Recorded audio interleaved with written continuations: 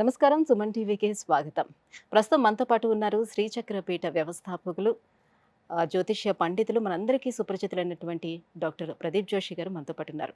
గురుగారు నమస్కారం అండి. శ్రీమాత్రే. గురుగారు, నిధి నిక్షేపాలకు ఉన్న చోట ఎక్కువగా మనకి పాములు కనిపిస్తూ ఉంటాయి కదా! నాగబంధనం అనే ఒక వర్డ్ కూడా మనకు వినిపిస్తూ ఉంటుంది ప్రత్యేకించి. ఈ నాగబంధనం అంటే ఏంటి? ఎందుకు అలా నిధి నిక్షేపాలు ఉన్న చోటే పాములు కనిపిస్తాయి? ఏంటి రెండిటికి ఉన్నటువంటి సంబంధం? శ్రీ గురుభ్యో నమః. శ్రీమాత్రే నమః. మొదలు మనం ఈ టాపిక్ డిస్కస్ చేసే ముందు కొన్ని క్వశ్చన్స్కి మనకు ఆన్సర్ వెతుక్కోవాలి. ఆ క్వశ్చన్స్ అన్నిటికీ ఆన్సర్లు మనకు తెలిస్తే ఈ యొక్క నాగబంధనం గురించి కూడా మనకు కొంచెం అర్థమవుతుంది. ఇప్పుడు ఒక చోట మనము కాకులకి అన్నం పెడతాం. డైలీ మీరు ఒక కాకికి అన్నం పెట్టండి. మీరు 12:30 అంటే 12:30కి అన్నం పెట్టండి. ఒక 3 రోజులు పెట్టండి, కాకి వచ్చి తింటుంది. దాని నెక్స్ట్ డే మీరు అన్నం పెట్టండి, పెట్టకపోండి, కరెక్ట్గా ఎగ్జాక్ట్ 12:30కి కాకి ఎక్కడికి వచ్చేస్తుంది. కాకుల దగ్గర వాచ్ ఉందా? లేదు కదా, టైంకి అవి వచ్చేస్తాయి కదా. అట్లాగే ఆరుద్ర నక్షత్రంలో సూర్యుడు ప్రవేశించి 10 రోజులు ఉంటాడు. ఆరుద్ర నక్షత్రంలో సూర్యుడు 10 రోజులు ఉంటాడు. ఆ రోజే భూమిలో నుంచి ఆరుద్ర పురుగులు బయటకు వస్తాయి. వాటికి ఎవరికైనా చెప్పారా? మనం ఏదైనా న్యూస్ ఏదైనా అనౌన్స్మెంట్ ఏమైనా చేసామా? పలానా రోజు పలానా డేట్ టైంలో బయటకు రావాలని చెప్పి ఎవరైనా అనౌన్స్మెంట్ చేశారు వాటికి? ఏం లేదు. లేదు. అట్లాగే వేసవి, ఇది మనకి వసంత ఋతువు వచ్చింది. రాగానే మనకి కోకిల కుహు కుహు అని కూస్తుంది. దానికి ఎవరైనా చెప్పారా ఇది వసంతకాలము, ఇప్పుడు చెట్లు చిగురుస్తున్నాయి, నువ్వు అరవాలి అని చెప్పి? లేదు కదా. సో ప్రకృతిలో ఒక మనిషి తప్ప, మనుషులం తప్ప మిగతా సమస్తమైనటువంటి జీవజంతువు జాలం మొత్తము కూడా ప్రకృతి ఆధీనంలో ఉంది. ఒక మనిషి మాత్రమే తన పరిణితిని తాను కోల్పోయి ప్రకృతికి విరుద్ధంగా వ్యవహరిస్తాడు. ప్రకృతిని తాకట్టులో ఉన్న బంగారాన్ని విడిపించి ఆ రోజు ఆన్లైన్ రేటుకే మేము కొంటాం. Sharma gold company. చెప్పేది అర్థం కాదు. ఎందుకోసం అంటే వాళ్ళకి నాగబంధనం అది ఎట్లుంటుంది? పాములు మనం చెప్తే వింటాయి, వితండవాదం చేసే వాళ్ళకి అర్థం కాదు, ఇలా ఉంటారు. సో వాళ్ళ కోసమే ఫస్ట్ కొంచెం ఈ కంటెంట్ నేను ఇచ్చాను. వీటన్నిటికీ నువ్వు ఆన్సర్ ఎత్తుక్కొనరా, నీకు నాగబంధనం ఏంటో అర్థమవుతుంది. అది కాకుండా ఇంకొకటి కూడా ఉంటుంది. మనం ఇదొక్కటి బాగా అర్థం చేసుకోవాలి మన జీవితంలో. తిర్యగమనములు అని అంటారు వీటిని, జంతువులన్నీ.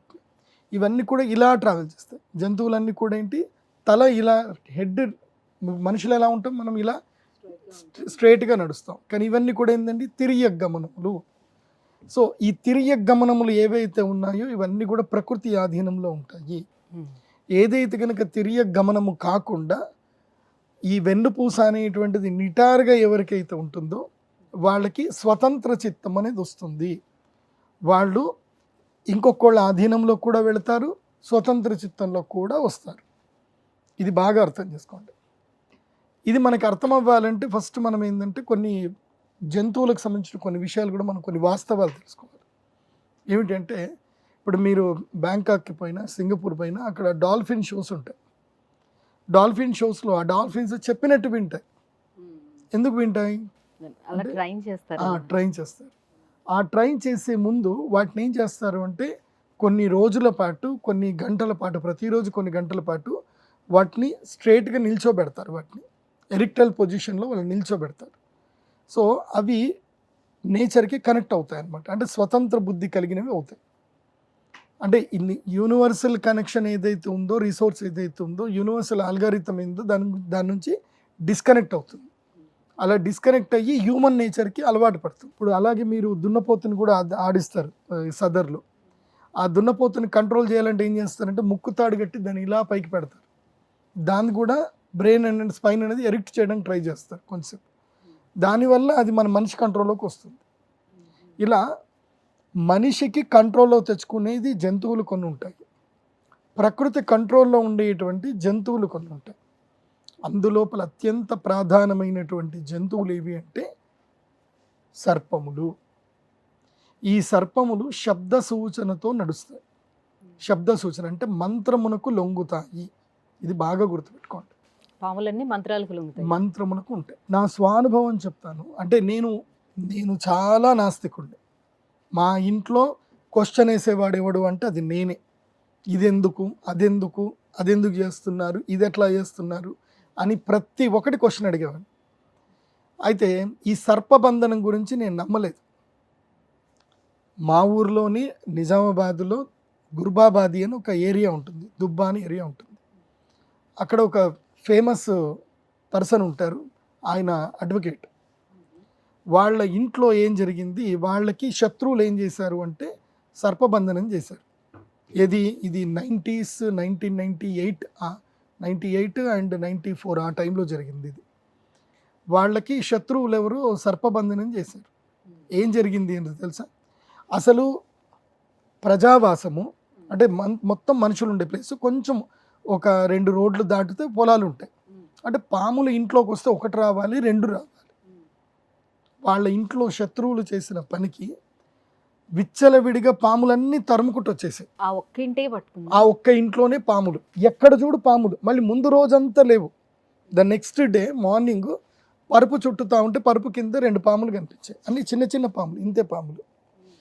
మళ్ళీ ఇంట్లో ఎక్కడికి వెళ్ళి ఎక్కడ చూసినా మొత్తం ఇంటి నిండా పాములు కనిపించేసాయి. ఒక చోటు నుంచి పాములన్నీ బయటకు వచ్చేస్తున్నాయి. ఎన్ని వందల పాములు వచ్చాయి. ఇది అప్పట్లో న్యూస్ కూడా కవర్ చేశారు. అప్పట్లో ఈనాడు పేపర్లో కూడా, వార్త దాంట్లో కూడా వచ్చింది. అప్పుడు మా నాన్నగారిని పిలిపించారు. ఎందుకోసం అంటే ఆ ఏరియాకు మొత్తం మా నాన్న గురువు గారు ఉండే.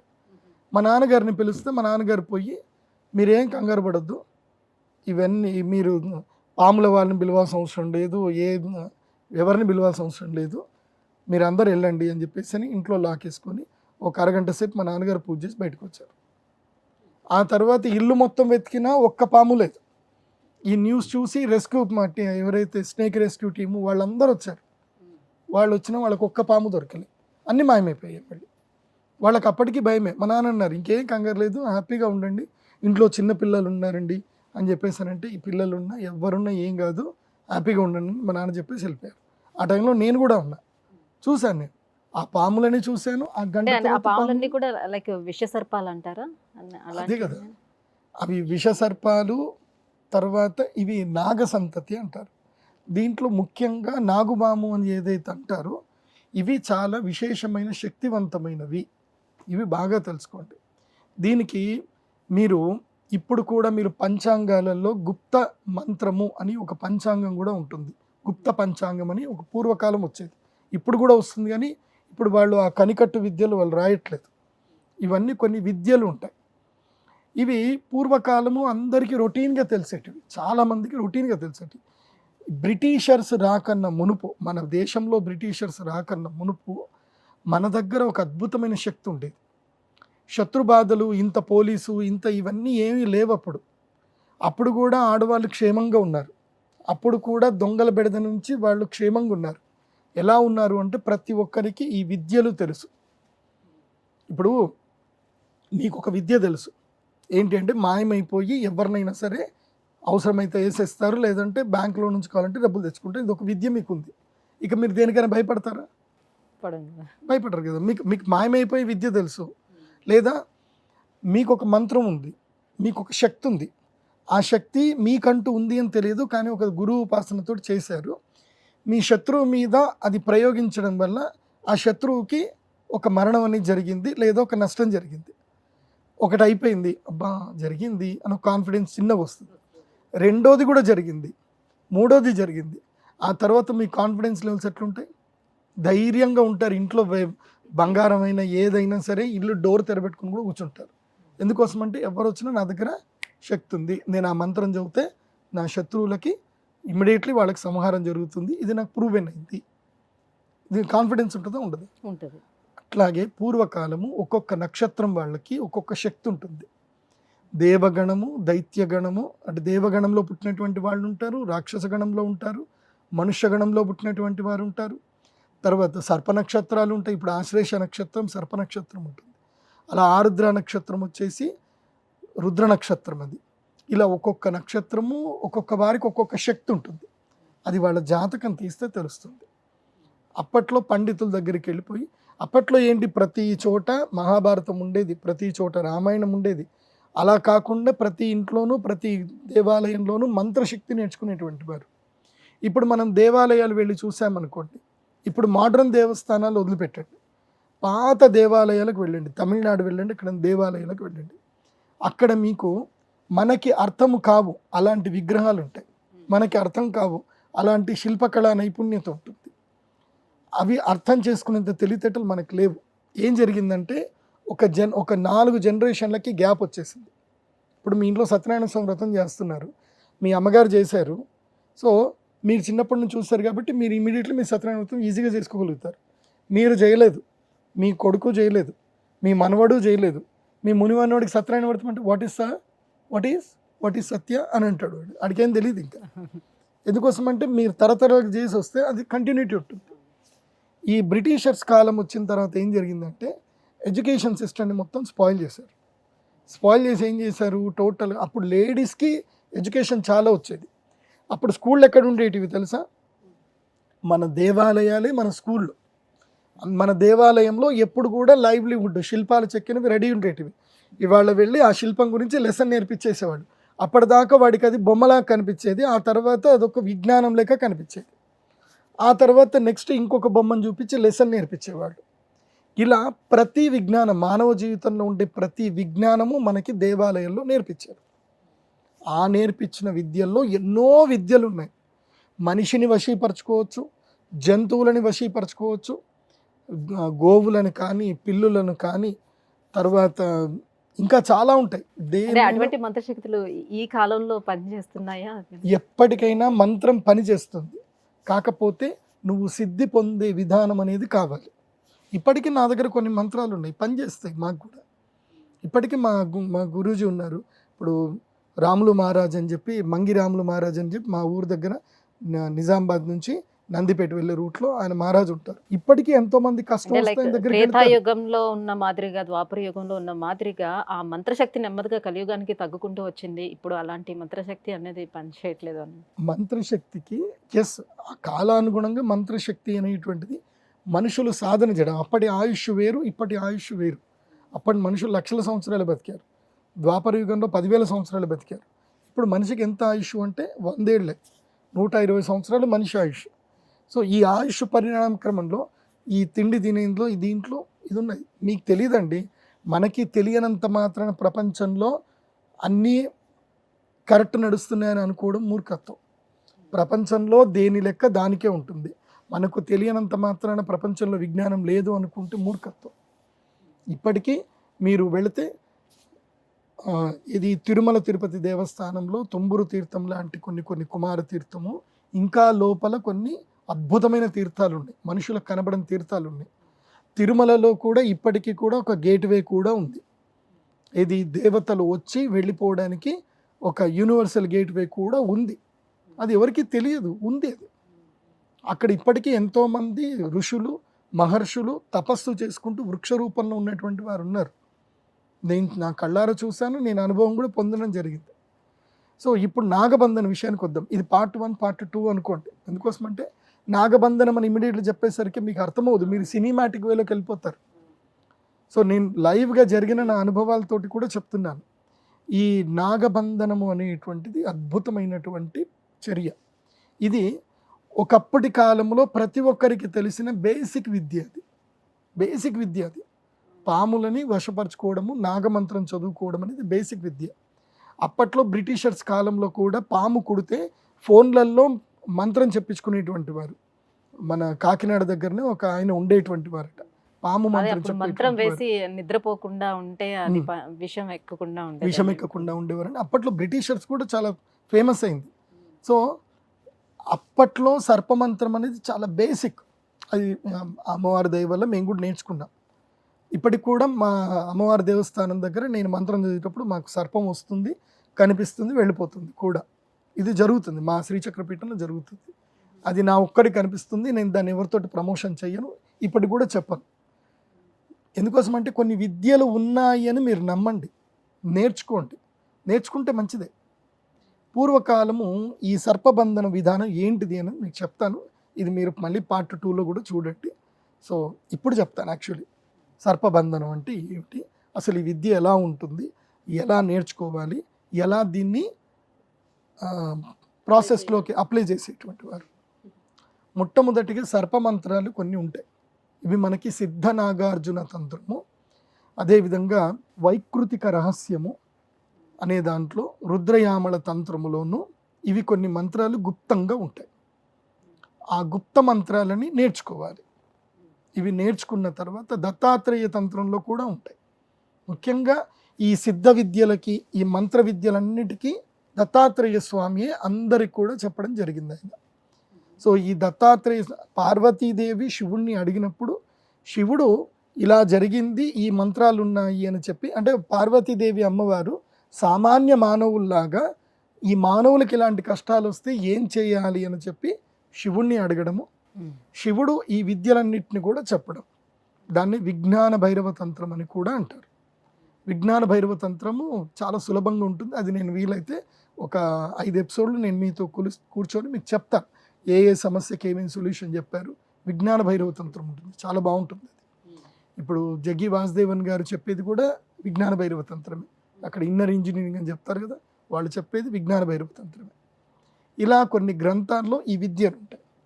ఈ విద్యలు నేర్చుకునేటువంటి వారు మొదలు కవచం నేర్చుకోవాలి, అంటే విరుగుడు నేర్చుకోవాలి. మొదలే విరుగుడు నేర్పిస్తారు, అంటే వీటి వల్ల నష్టం జరగకూడదు అనే దానికి కవచం నేర్పిస్తారు.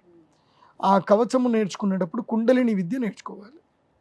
కుండలిని విద్య వల్ల మనకి ఈ షట్చక్రాలు మనం ఉత్థానం చేసుకోవాలి. సప్తచక్రోత్థానం అందరికీ జరగదు. షట్చక్రాల వరకు, అంటే ఆజ్ఞా చక్రం వరకు మనిషి రీచ్ అవ్వగలుగుతాడు.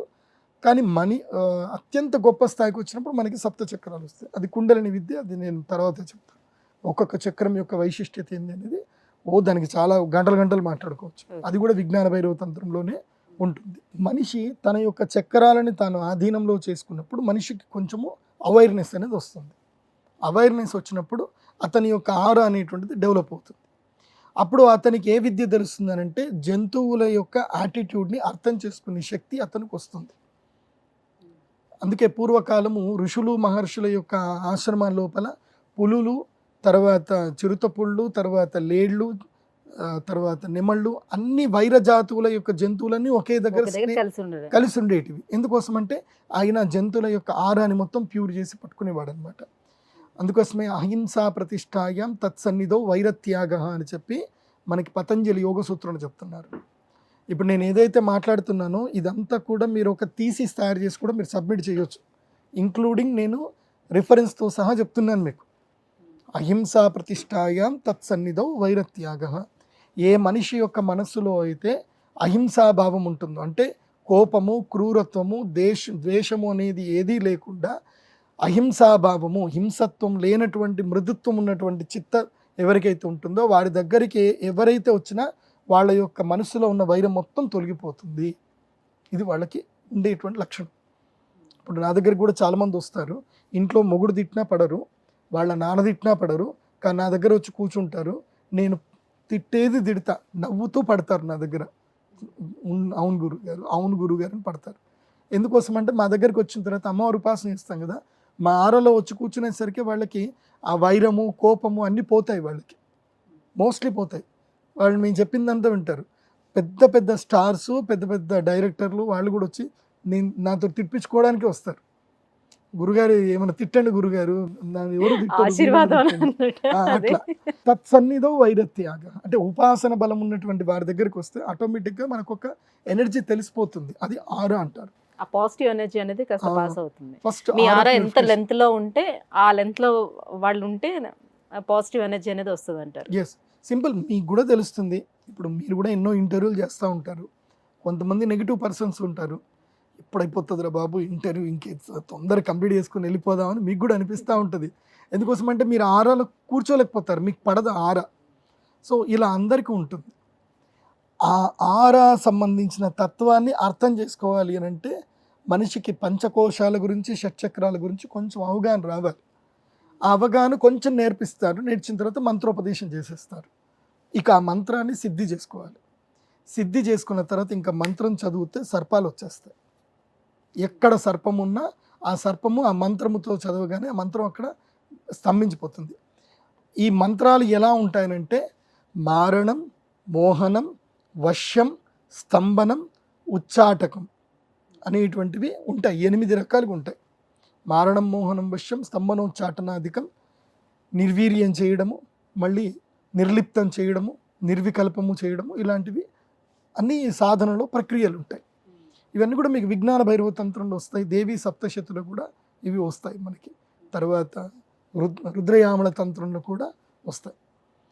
ఇప్పుడు ఫస్ట్ ఏం చేశాడు అంటే మరణం అంటే చంపడం, మోహనం అంటే ఇది మోహనం చేసుకోవడం, వశ్యం అంటే వశీకరణం చేసుకోవడం. ఆ జంతువులని వాటిని వశీకరణం చేసుకొని ఇప్పుడంటే మనకి బ్యాంకులు ఉన్నాయి. ఇప్పుడు అంత సంపద కల్చర్ ఎట్లా వచ్చింది, నోట్ కల్చర్ వచ్చింది. అప్పట్లో నోట్లు కాదు కదా, అప్పట్లో ఉన్నదంతా ఏంది, అప్పట్లో కాయిన్స్, బంగారు కాయిన్స్, రాగి కాయిన్స్, వెండి కాయిన్స్. సో ఆ బంగారం ఎక్కడ పైన డూప్లికేట్ చేయలేరు. ఇప్పుడు నోట్ సిరీస్లు ఉన్నాయి. ఆ అక్కడ పైన ఆయన రాజుగారు బ్యాన్ చేశారు. ఇప్పుడు 2014లో మోదీ గారు బ్యాన్ చేశారు. అవి మనకు చిత్తుకు అవుతారు. అయిపోయి ఆర్బీఐలో ఇచ్చేసాం, మళ్ళీ మనం డబ్బులు తెచ్చుకున్నాం. సో ఇప్పుడు 500 నోటు 1000 నోట్లు మనకు పనిచేయవు. కానీ గోల్డ్ అలా కాదు కదా, మెటల్ అలా కాదు. మెటల్ కాంట్ బ్యాన్, దాన్ని బ్యాన్ చేయలేదు.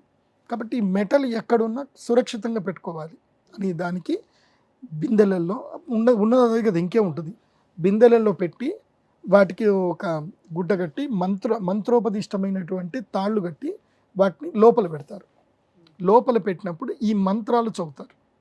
ఈ మంత్రాలు చదివి దానికి ఒక రేఖ గీస్తారు. ఒక రేఖ గీసి ఆ మంత్రము చదివి ఆ సర్పాదేవతలని ఆహ్వానం చేస్తారు. ఆహ్వానం చేసినప్పుడు ఆ సర్పాలు వస్తాయి.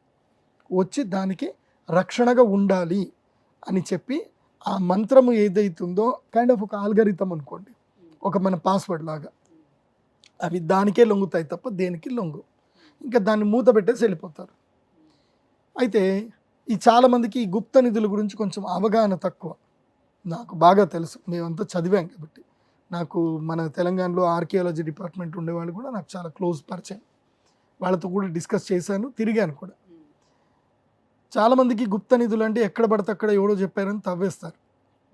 గుప్త నిధులకి ఒక రితం ఉంటుంది, ఒక పద్ధతి ఉంటుంది. అది పెట్టేవాళ్ళు ఒక పద్ధతిగా పెడతారు.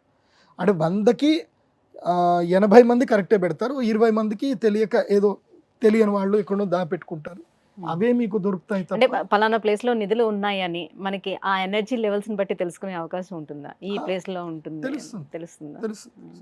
దానికి అభిమంత్రించినటువంటి కొబ్బరికాయలు, తర్వాత రాజసమ్మోహిని అనేది ఒక తాంత్రిక వేర్లు దొరుకుతాయి. అవి ఎక్కడ అందరికీ దొరకవు. రాజసమ్మోహిని అని దాని పేరు వేరు, నేను వేరే చెప్తున్నాను అంతే. బదనికలు దొరుకుతాయి, హిమాలయాల్లో దొరుకుతాయి. వాటిని దగ్గర పెట్టుకుంటే అవి మాట్లాడతాయి కూడా.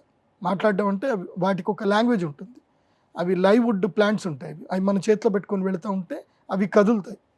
అవి కదిలిన దాన్ని బట్టి మనకి ఆ లాంగ్వేజ్ నేర్చుకోవాలి. మనం ఆ ప్లాంట్కి సంబంధించిన లాంగ్వేజ్ నేర్చుకోవాలి. ఇప్పుడు మీరు చైనా వెళ్ళారు, చైనా వాళ్ళ భాష మీరు నేర్చుకోవాలి కదా. అట్లాగే ఆ ప్లాంట్కి సంబంధించిన లాంగ్వేజ్ మనం నేర్చుకోవాలి. ఆ లాంగ్వేజ్ నేర్చుకొని కనుక మనం దాన్ని పట్టుకొని వెళితే అది చెప్పేస్తుంది. దాని పెద్ద కష్టమేం కాదు. సో ఆ ఏవైతే సర్పాలు కానివ్వండి, దీనికి బంధనం ఉంటుంది. జర్రీలు, తేళ్ళు, సర్పాలు, ఈ 3 కూడా ఉంటాయి. ఒకే చోట తేళ్ళన్నీ పుట్టుకొని బయటకు వస్తాయి. తేళ్ళు కూడా ఉంటాయి. అక్కడ ఎలా పెడతారు అని అంటే, ఈ యొక్క దిగ్బంధనం చేసేటప్పుడు విధానం ఏంది అని అంటే, ఫస్ట్ దిగ్బంధనం చేసే స్థలాన్ని ఎంచుకోవాలి. స్థలాన్ని ఎంచుకొని వీరికి వంశానికి సంబంధించిన కొన్ని వృక్షాలు ఉంటాయి. ప్రతి వంశానికి ఒక వృక్షం అనేది ఉంటుంది. ఇప్పుడు మనం చింతకాయల రవి అని పేరు చెప్తారు. తర్వాత మర్రి శశిధర్ రెడ్డి అని అన్నారు.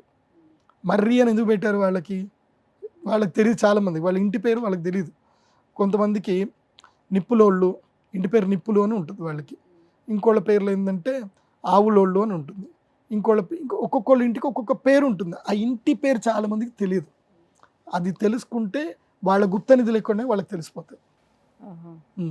వాళ్ళ ఇంటి పేరును బట్టి వాళ్ళ వంశవృక్షం ఏదైతే ఉందో అది ఎంచుకుంటారు ఫస్ట్. సో అక్కడ ఇది పెడతారు, పెట్టి దాని మీద వృక్షాన్ని పెట్టేస్తారు, ఇంకా చెట్టు పెడతారు. ఎప్పుడైనా గుర్తుపెట్టుకోండి, గుప్త నిధులు ఏవి కూడా ఓపెన్గా పెట్టరు. ఓపెన్ ల్యాండ్లో, ప్లెయిన్ ల్యాండ్లో పెట్టరు. ఎందుకోసమంటే రేపు ఎవరైనా వచ్చి తవ్వే ఆస్కారం ఉంటుంది కాబట్టి ఓపెన్గా పెట్టరు. 6 నుంచి 8 అడుగుల లోపలనే పెడతారు. మినిమం 8 అడుగులు. 8 అడుగులకు మించినది పైన పెట్టరు. ఇది ఒకటి. అది పెట్టిన తర్వాత ఏం చేస్తారు అంటే దాని మీద వృక్షమును పెడతారు. ఆ వృక్షమును పెట్టి ఆ వృక్షమునకు విరుద్ధ వృక్షములు కానీ లేదంటే వంశీ వృక్షములు కానీ దానికి దూరంగా పెడతారు. అలా పెట్టి తర్వాత ఏం చేస్తారు, వాటికి ఒక లెక్కలు ఉంటాయి. ఇప్పుడు మీరు అడవిలోకి వెళ్ళారనుకోండి, మీకు అన్ని టేకు చెట్లు కనపడ్డాయి, అన్ని టేకు చెట్లు కనపడతాయి. కానీ ఆ రితము ఆల్గరితం తెలుసుకోవడం కష్టం. ఈ గుప్త నిధులు పెట్టిన వాళ్ళకి ఆల్గరితం తెలుస్తుంది. అన్ని పూర్వకాలము బాటసార్లు ఎట్లా తెలుసుకునేవాళ్ళు, మైల్ రాయిలు చెట్లను బట్టే తెలుసుకునేవాళ్ళు. ఇప్పుడు ఉదాహరణకి ఇప్పటికీ మణికొండకి వెళ్తే ఏమంటారు, మర్రి చెట్టు సర్కిల్, చింత చెట్టు సర్కిల్ అంటారు ఇప్పటికీ. సో అట్లాగే పూర్వకాలం కూడా పలానా చెట్టు మధ్య వృక్షం అక్కడ ఉంది, సాల వృక్షం ఉంది అని చెట్ల పేర్లతోటి వాళ్ళు గుర్తుపెట్టుకునేవాళ్ళు. సో ఆ రితం ప్రకారమే ఆ చెట్లు కనబడాలి. ఎక్కడైతే ఆ రితం లేదో, ఎక్కడ మిస్ ఉంటుందో ఆ చెట్టు కిందనే నిధి ఉంటుంది. సో ఇలా నిధులు పెడతారు. ఆ నిధులు తీయడానికి వెళ్ళినప్పుడు ఎవరు ప్రయత్నం చేసినా సర్పాలు బయటకు వస్తాయి. దానికి నాగబంధనం వేసి ఉంటుంది. నాగబంధనం వేసి ఉంటుంది. నాగబంధనం లేకుండా మోస్ట్లీ నిధులు 80% పెట్టరు. 20% ఎవరో తెలియని వాళ్ళు, మామూలు వాళ్ళు బిందెల్లో పెట్టేసి ఎక్కడో దాచిపెట్టుకుంటారు భయపడికి. మళ్ళీ వచ్చి తెచ్చుకుందాం అనుకుంటారు, మర్చిపోతారు. వాళ్ళకి చాలామందికి లాంగిట్యూడ్ లాటిట్యూడ్స్ తెలియవు కదా, ఇప్పుడు మనం ఎక్కడున్నామని చెప్పేసి. సో అవన్నీ ఉంటాయి. మీకు ఒక విద్య కూడా ఉంటుంది. అయితే అనంత పద్మనాభ స్వామి టెంపుల్లో ఇప్పటికీ ఒక డోర్ ఓపెన్ కావట్లేదు కదా, దాన్ని ఎవరు ప్రయత్నించినా కూడా చనిపోతూ వస్తున్నారు కదా. దానికి ఒకవేళ దానికి నాగబంధనం వేశారు అని చెప్తున్నారు. మరి దాన్ని తీయటానికి కూడా అవకాశం ఉంటుంది కదా, దానికి కూడా మంత్రం ఉంది కదా. నాగబంధనం అంటే పామే కాదు, నాగబంధనము అంటే మృత్యువు అని అర్థం, గుర్తుపెట్టుకోండి. మృత్యువు ఏ రూపంలో అయినా వస్తుంది. ఇప్పుడు ఈ రహస్యం బయట పెట్టినటువంటి వ్యక్తి ఎవరైతే ఉన్నాడో, గవర్నమెంట్కి ఒక లెటర్ రాశాడు ఒక వ్యక్తి, ఒక పూజారి లెటర్ రాశాడు. ఆయన ది నెక్స్ట్ డే చనిపోయాడు. ఎలా చనిపోయాడు? అది మృత్యువు. మృత్యువును కూడా మనం పంపించగలుగుతాం. పూర్వకాలంలో ఈ విద్య కూడా ఉండేది. ఏంటిది, ఎవరైనా దొంగతనం చేశారు, ఇంట్లో ఏదైనా వస్తువు పోయింది, వాళ్ళు ఆ ఇంట్లో వస్తువులు ఏమైనా పోతే ఎడమ కాలు మట్టి, కాళి ముద్రలు ఉంటాయి కదా, ఆ కాలి మట్టిని తీసి మంత్రం చదివి ఆ పాముకి వాసన చూపించేవాడు. పాము వచ్చి ఏది ఆ మట్టి దగ్గర ఉండేది, అది పాము వెళ్ళేదన్నమాట. అది ఎక్కడికి వెళితే అక్కడ దొంగ దొరికిపోయాడు. అది వెళ్ళేది, అది వెళ్ళి ఆ దొంగ దగ్గర ఉండేది. అలా సర్ప విద్యలు ఉన్నాయి. మీరు టెక్నాలజీ బాగున్నట్టుంది. అప్పటి టెక్నాలజీ, బికాస్ ప్రకృతితోటి మమైకమని ఉన్నారు కదా, ప్రకృతి పసిగడుతుంది. ఇప్పుడు ఉదాహరణకి మీరు ఎప్పుడో చిన్నప్పుడు ఒక చిన్న కుక్క పిల్లని పెంచుకున్నారు, దాన్ని వదిలేశారు. ఓ 10 ఏళ్ల తర్వాత మీరు ఆ కుక్కను చూడండి, అది ఎగురుకుంటూ మీ దగ్గరికి వస్తుంది. అది గుర్తుపడతాయి. చెప్తున్నా కదా, ఎరిక్టల్ ఎవరికైతే ఉంటుందో వాళ్ళు స్వతంత్ర చిత్తులు అవుతారు. వాళ్ళు సృష్టికి ప్రతి సృష్టి చేసే ప్రయత్నం చేస్తారు, కానీ ప్రకృతిని అర్థం చేసుకోరు. ప్రకృతిని అన్నిటిని కూడా కాపీ పేస్ట్ చేస్తారు, కమ్యూనికేట్ చేసుకుంటారు, విజ్ఞాన ప్రదర్శనలు చేస్తారు, విద్యావంతులు అవుతారు. కానీ విజ్ఞానవంతులు అవ్వరు, విద్యావంతులు అవుతారు. అంటే ఏదో వాళ్ళకు వాళ్ళు నేర్చుకున్న ఒక మాయలో ఇరుక్కుపోతారు. ఈ ప్రపంచంలో మాయలో ఉన్నది ఒక మనిషి మాత్రమే. మాయలో లేనిది ఎవరు అంటే ప్రకృతి. ప్రకృతి దాని ఆల్గారిథంలో, దాని ఫంక్షన్లో అది ఉంది. ప్రకృతిని డిస్టర్బ్ చేస్తే ఏం చేస్తుంది అనేది మొన్ననే మనకి దుబాయ్లో ఒక మంచి వార్నింగ్ ఇచ్చింది. వాళ్ళు మేము ఒక టెక్నాలజీ కనుక్కున్నాం, మేఘాలని కరిగిస్తాం అని అన్నారు. మీరెందుకు కరిగిరన్నా, మేము వచ్చి కరిగిస్తుందా అని చెప్పి సంవత్సరం అంతా కురవాల్సిన వర్షాన్ని ఒక్కరోజు కురిపించి ప్రకృతి తానేంటిదో చూపించిపోయింది. కోవిడ్ కూడా అంతే. మనం ఎంత ప్రకృతికి అహేతుకంగా ఉంటే అంత జరుగుతుంది. నేను ఎందుకు ఈ ప్రకృతిని ఎందుకు అంటున్నా అంటే, ఈ దిగ్బంధన విద్యలు ఉన్నాయి, ఇప్పటికీ చాలామంది చేస్తున్నారు, చేయొచ్చు కూడా, చేయొచ్చు. కాకపోతే అది మానవ హేతువుకి, అంటే మానవులకి మంచి జరగడానికి మాత్రమే, హితమునకు మాత్రమే ఉపయోగించాలి. మానవులకు కానీ ప్రకృతికి కానీ హితమయ్యేటట్టుగానే ఉపయోగించాలి. ప్రకృతికి అహితమైనటువంటి పనులు ఏవీ చేయకూడదు. ఇది సనాతన ధర్మంలో మొదలు నేర్పిస్తారు. నేర్పించినాకనే విద్యలు నేర్పిస్తారు. ఫస్ట్ ఎలా మెలగాలి, ఎలా బతకాలి నేర్పిస్తారు. నేర్పించిన తర్వాతనే విద్యలు చెప్తారు. అందుకోసమంటే స్వార్థం కోసం మిస్యూజ్ చేసుకోకూడదు. స్వార్థం కోసం ఎప్పుడైతే మిస్యూజ్ చేసుకున్నారో ప్రకృతి వాడిని కాటేస్తుంది, పక్క వెంటపడుతుంది. సో ఉన్నాయి, ఈ విద్యలు నేర్చుకోవచ్చు, అందరూ నేర్చుకోండి, సంతోషంగా ఉండండి. మీకు ఏ శత్రువు వచ్చినా సరే సర్పదేవతలకు వెళ్ళి దండం పెట్టుకోండి. ఎందుకోసం అంటే నేను నాకు ఎన్నో లైవ్ ఎక్స్పీరియన్స్లు ఉన్నాయి. నేను కర్ణాటకలో ఉడిపిలో నేను చదువుకున్నాను, మణిపాల్ యూనివర్సిటీలో చదువుకున్నాను. నేను అక్కడ చదువుకున్న రోజులు నేను వెళ్ళి తిరిగాను. మీకు ఇది కోలా తెలుసా? కాంతారా సినిమా తెలుసా? కాంతారా సినిమాలో ఆ కోలా అనేది ఉంది కదా, దాని గురించి కూడా చెప్తాను. వెయిట్.